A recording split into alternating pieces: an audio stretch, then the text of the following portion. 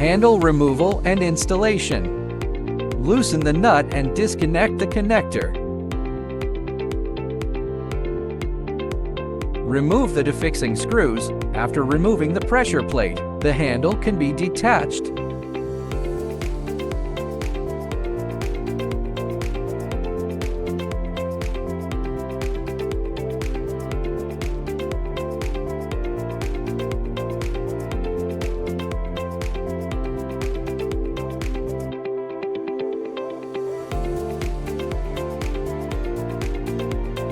During handle installation, ensure that the flat surfaces of the handle, assembly and the cylinder align properly, then tighten the two screws.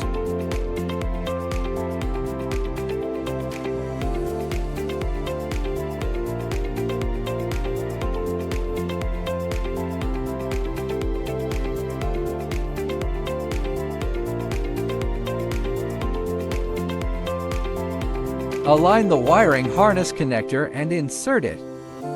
Finally, tighten the nut on the wiring harness connector.